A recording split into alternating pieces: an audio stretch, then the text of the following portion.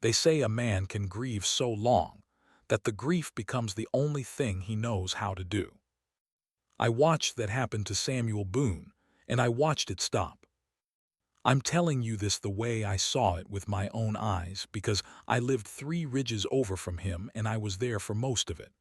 Some of it I only heard about later from the woman herself, but I'll tell it straight, the way it happened, and you can decide for yourself what kind of thing it was. Up in those mountains, winter doesn't ask permission. It just arrives. One morning the creek is running and the next it's locked up under glass, and the wind comes down off the high country with a sound like something dragging its feet across the sky. You learn to listen to it. You learn what it means.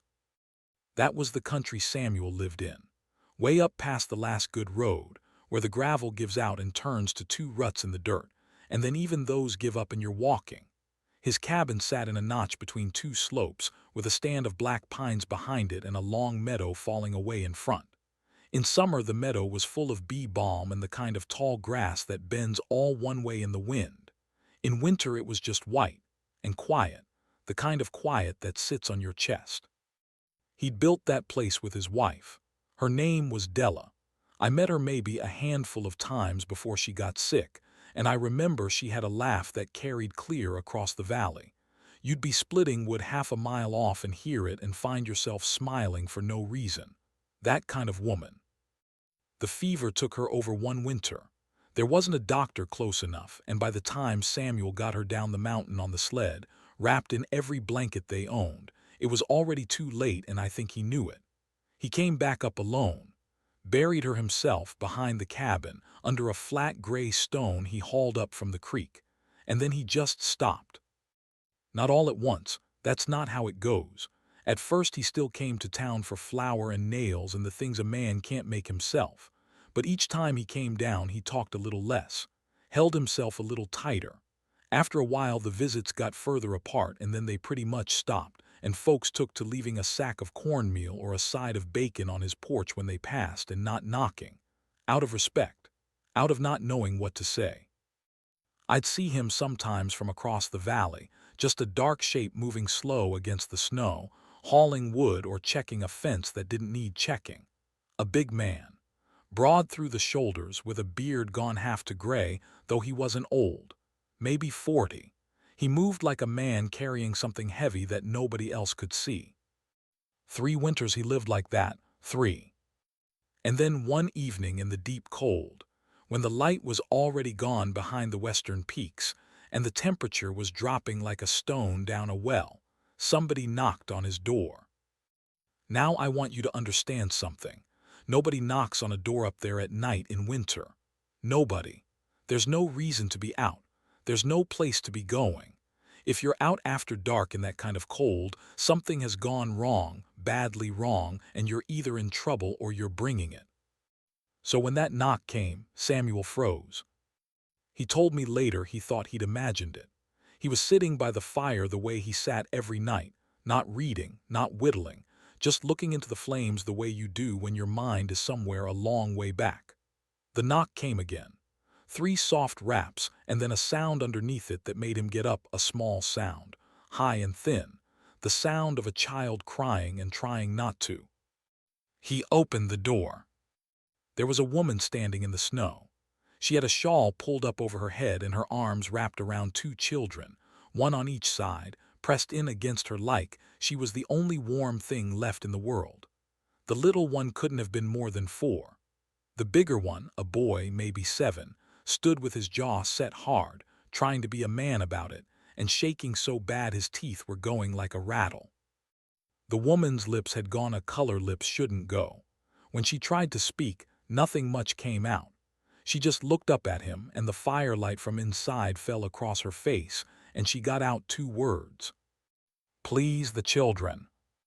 Samuel stood there 1 heartbeat longer than he should have. I think, and this is me guessing, but I knew him, I think for that 1 heartbeat the old part of him, the part that had decided the world could freeze for all he cared, wanted to close the door, wanted to stay alone with his fire and his grief, and not let anything alive back into that house. But then the little girl coughed, a wet, awful cough the kind that gets into a parent's bones, and whatever was frozen in Samuel cracked just enough. He stepped back and pulled the door wide. "Get in," he said. "Get in by the fire, hurry now." I'll tell you who she was because I found out later. Her name was Ada Mercer. She'd been the wife of a man named Tom Mercer, who'd taken up a hard scrabble of land on the far side of the eastern ridge, bad land. The kind of place a man only farms when he's got no money and too much pride.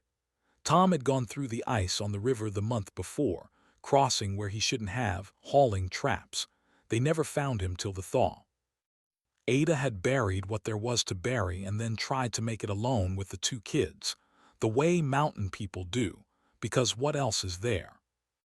But the wood ran low, and the cold came early and hard that year, and one night she did the arithmetic any mother does, that she could die in that cold cabin slow and proud, with her children dying beside her, or she could swallow the pride and walk. She'd heard there was a man up in the high notch, a man who kept to himself. She didn't know if he'd help or turn a gun on her. She wrapped the children up and she walked 4 hours through the dark and the drifts on the strength of a maybe. That's the kind of thing the mountains do to a person. They strip you down to the one question that matters. Will you open the door or won't you? Inside, Samuel moved like a man who'd forgotten how to have people in his house. He banked the fire higher. He pulled the bench close and sat the children on it and wrapped them in the blankets off his own bed, and when those weren't enough he gave them his coat too. He heated water and got something warm into them, slow, a little at a time, the way you have to with somebody that cold so their heart doesn't quit on the shock of it. The little girl, her name was Pearl, wouldn't stop shaking for the longest time. Samuel knelt down in front of her, this huge man down on the floorboards on his knees, and he chafed her little hands between his big rough ones, slow and steady, the way you gentle a frightened animal. And he talked to her. Lo, I'd have given a year of my life to hear what he said. Because I didn't think the man had that many soft words left in him. But the shaking eased. And after a while Pearl looked up at him with those huge eyes and asked him, in that flat, honest way little ones have, "Are you the bear man?" And Samuel and Ada told me this part, and her voice caught telling it. Samuel almost laughed. First time in 3 years. "No," he said. "I'm just a man, but I've got a warm fire and you're welcome to it." The boy, Eli, didn't trust him. Not one bit. He'd appointed himself the man of that ruined family the day they pulled his father out of the river, and he wasn't about to hand the job to a stranger. He sat stiff on the bench with his arm around his little sister and watched Samuel with hard, wet eyes, ready to fight him if it came to that. 7 years old, ready to fight a grown man twice his size to protect what was his. Samuel saw it. He didn't push. He just set a tin cup of warm broth down within the boy's reach and left it there and went about his business. And after a long while, when he thought nobody was looking, the boy drank it. Ada had collapsed into a chair by then, the strength going out of her all at once now that the children were safe. The danger she'd held off by pure will for 4 hours through the dark caught up with her the moment she didn't need to be strong anymore. That's how it works. You don't break down when it's bad. You break down when it's over. Samuel got a blanket around her shoulders too. And he stood there a minute, this man who hadn't shared his house with a living soul in 3 years, looking at the 3 strangers crowded around his fire, the shaking child, the wary boy, the worn-down mother, and something moved across his face that I don't have a good word for. It wasn't quite peace. It was more like a man finding out a door he thought was bricked up had been standing open the whole time. The wind picked up outside. It threw snow against the windows in fistfuls and moaned down the chimney and made the fire gutter and leap. Nobody was going anywhere that night, or the next, by the look of the sky. Samuel pulled his rifle down off the pegs over the door, and Ada's heart about stopped, she said, until she saw he was just setting it by, out of the children's reach. And then he banked the fire for the long night and sat himself down in the far chair, between his guests and the dark and the cold and whatever else might come, and he kept watch. He didn't sleep. Ada saw that. Every time she surfaced up out of her own exhausted dozing, all through that first long night, The big man was sitting there awake in the firelight, watching the door, watching the children breathe, guarding them. She didn't understand yet what it cost him. She didn't know about Della under the gray stone out back, or about the 3 years he'd spent making sure he never had to feel anything again. She didn't know she and her children had just walked through the wall he'd built around his whole life like it was nothing more than the snow it was made of. But I think Samuel knew, sitting there in the dark with these 3 lives suddenly, impossibly, in his keeping. I think he knew exactly what was happening to him. And I think it scared him more than the cold ever could. Morning came hard and bright and blue, the way it does after the worst of a storm. The whole valley lay buried and shining, and so still you could hear the snow settling. Samuel was up before any of them. He'd been out already. They woke to the smell of him cooking, real food, and to the sight of a great pile of fresh split wood by the door that hadn't been there the night before. He'd been swinging an axe in the black cold of pre-dawn, working off whatever was too big to sit still inside him. Pearl woke up first. She padded over to where he stood at the fire, this huge bearded man, and she didn't say a word. She just reached up and took hold of 2 of his fingers in her whole small hand, the way little ones do, and stood there holding on while he cooked. Samuel went very still. And then, real careful, like he was afraid of breaking something, he let her hold on. That was the first morning. There would be more, many more before the thing was finished. But that's where it turned, right there, with a 4-year-old's hand wrapped around 2 of a grieving man's fingers, and neither of them letting go. I'll tell you what came after, how the boy came around, how the snow trapped them up there together for the better part of 3 weeks, how Ada found Della's grave and what she did, and how it nearly all fell apart before the spring. But the cold is coming on outside my own window now, and the fire wants tending, so I'll pick it up again in a bit. Stay close, it gets better, and then it gets harder, and then it gets to be the kind of thing you don't forget. The boy was the hard one. Pearl, she took to Samuel quick, the way little children do, before the world's taught them to be careful.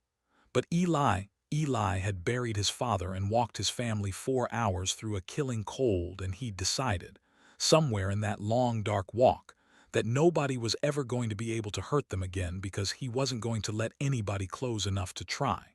7 years old, carrying that. It'll break your heart if you let it. For the first few days, the boy wouldn't take anything from Samuel without making him pay for it somehow. A hard look, a flinch, a word said sideways.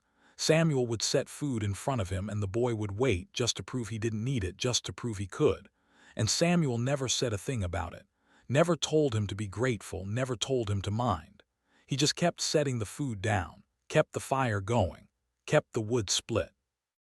I asked him about it once after, why he didn't push the boy, and Samuel looked at me a long while and said, because I knew what he was doing. I'd been doing the same thing 3 years. You can't argue a man out of his armor. You just got to be there when he gets tired enough to set it down. What turned it was the mare. Samuel kept an old horse in a lean-to off the side of the cabin, a sway-backed gray mare gone gentle with age. And the 3rd or 4th morning of the snow, that mare came up lame and feverish, the way old horses do in hard cold, and started to go down. Samuel was out there before light working on her, and the boy, who couldn't sleep any better than Samuel could, slipped out and stood in the doorway of that lean-to and watched. He watched this big silent man kneel in the frozen straw beside a dying horse and work on her for hours. Patient, gentle, talking to her low the way he'd talked to Pearl that first night, warming water, working the cramp out of her legs, not giving up on her even when it was plain there wasn't much hope. And after a long while the boy came in out of the doorway, without being asked, and knelt down in the straw on the other side of the mare, and started doing what Samuel did, copying him, warming his small hands and laying them on the horse's neck. They didn't talk. They worked on that animal together in the cold dark for the better part of 2 hours.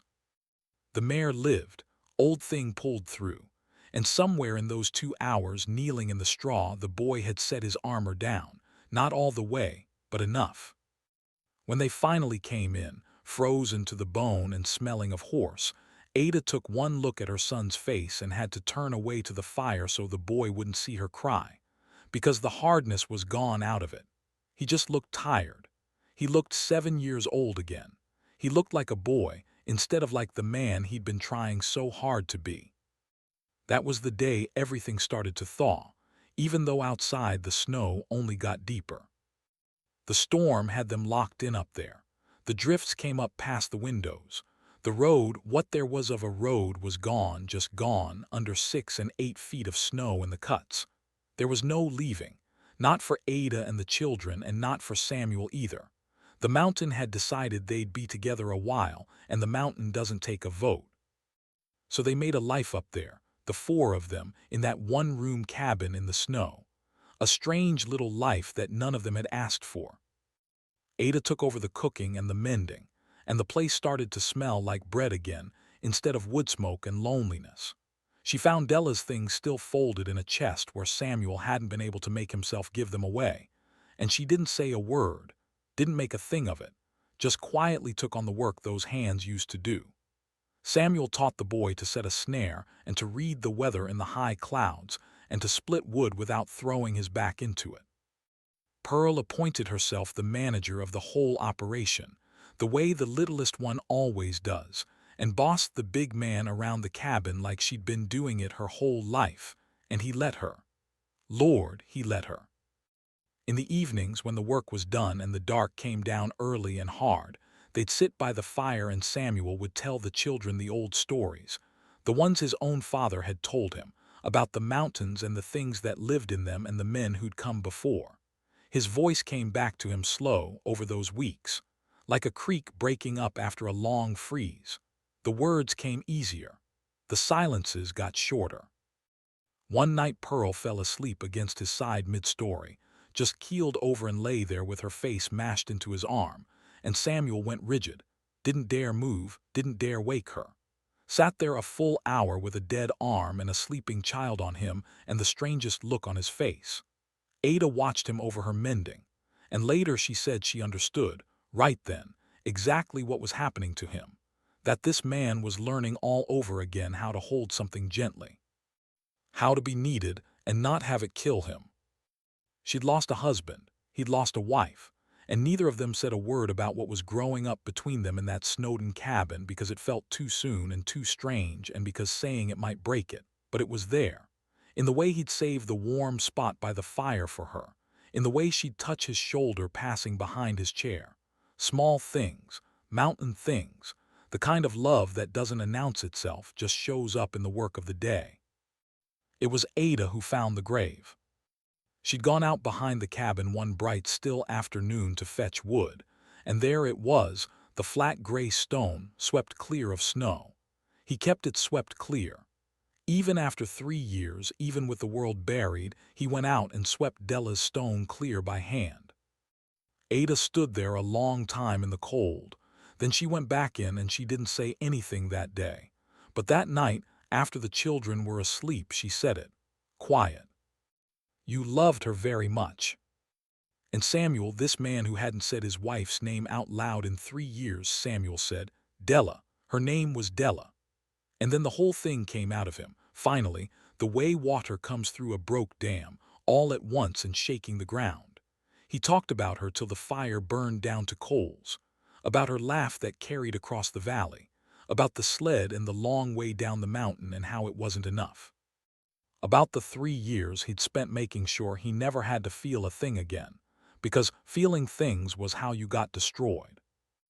Ada didn't try to fix any of it. She just sat with him in it. That's a rare thing in a person, the ability to just sit with somebody's grief and not need to make it smaller. She let him have every bit of it. And at the end of it, when he was wrung out and quiet, she said the thing this whole story is named for. She said she'd want you to live, Samuel. A woman who loved you like that, she wouldn't want you up here turning to stone. And then she looked over at the 2 children sleeping in the warm by the fire, her 2, who'd come to depend on this big quiet man like he'd always been theirs, and she said it soft. The children need you too, Not just me. Them. They've already started loving you. Don't you go and break their hearts now by being too afraid. The fire popped. The wind walked along the roof. And Samuel Boone, who'd kept the whole living world out of his house for 3 winters, put his face in his hands and wept like the grief was finally allowed to leave. I wasn't there for that part. Ada told me years on, and even then she'd get a thickness in her voice. But she said it was like watching a man come back from the dead. Slow, painful, real. That should be where the story turns sweet and stays there. But the mountains don't work like that, and neither do people. Because just when the thing was knitting itself together up in that cabin, the thaw came. Part 3. The thaw should have been good news. The road would open. The world would let them move again. But here's the thing nobody in that cabin had said out loud. When the snow let go, Ada and the children would have somewhere else to go. There was the Mercer place still standing on the far ridge, ruined and cold but theirs. There was Ada's pride. And there was the simple hard fact that a woman widowed not 3 months couldn't just up and move in with a strange man up a mountain. People talk. People judge. The whole valley would have had something to say about it, and Ada knew it, and the knowing of it sat on her like a weight. So when the warm wind came up from the south and the eaves started dripping and the great drifts began to sag and gray, a coldness came into the cabin that had nothing to do with the weather. Ada got quiet. She started packing a little at a time when she thought nobody saw, and Samuel did the worst thing a man like that can do. He felt the loss coming and he started building the wall back up before it even arrived. Going quiet, going hard. Protecting himself from a hurt that hadn't even happened yet. The two of them, both of them, getting ready to lose each other on purpose. To be alone again, because being alone was at least something they knew how to survive. It nearly worked too, the damn fools. The morning Ada meant to leave, the road was open enough to walk. She had the children bundled. She had her few things tied in a bundle. And she stood in the doorway of that cabin where she'd somehow come back to life, and she said, stiff and formal like a stranger, "We're grateful to you. More than I can say. We won't trouble you any longer." And Samuel, God help him, Samuel just nodded. Stood there by the cold hearth with his jaw set and his eyes somewhere else and nodded and let her say it. 3 years of practice at letting good things walk out the door. He was an expert at it. Ada turned to go. Pearl was crying. Eli had gone white and silent. Ada got them 3 steps off the porch into the wet, melting snow. And it was the boy who stopped it. Eli, the one who'd fought so hard not to need anybody.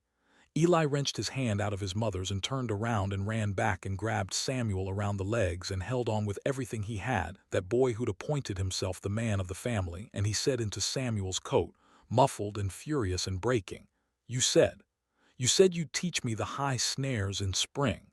You promised. You can't, a man doesn't break a promise. You said." And then quieter, the real thing under the other thing. "Don't make us go, please, I don't want to go." The whole valley could have heard the silence after that. Samuel looked down at the boy wrapped around his legs. He looked up at Ada standing frozen in the melting snow with the little girl crying on her hip. He looked at the cold hearth, and out the door at the gray stone he'd kept swept clear for 3 years, at the grave of the woman who'd told him, through Ada's mouth, that night, he must have felt it that she'd want him to live. And whatever wall he'd spent the morning building, it came down for good. He got down on his knees in the doorway, this big man, down to the boy's height, and he took Eli by both shoulders and he said, "I don't break promises. I'm sorry, son. I got scared. Grown men get scared too, and they do stupid things, and I almost did the stupidest one of my life." Then he looked up at Ada over the boy's head. "Don't go, I'm asking you, not because you've got nowhere else. I know you do.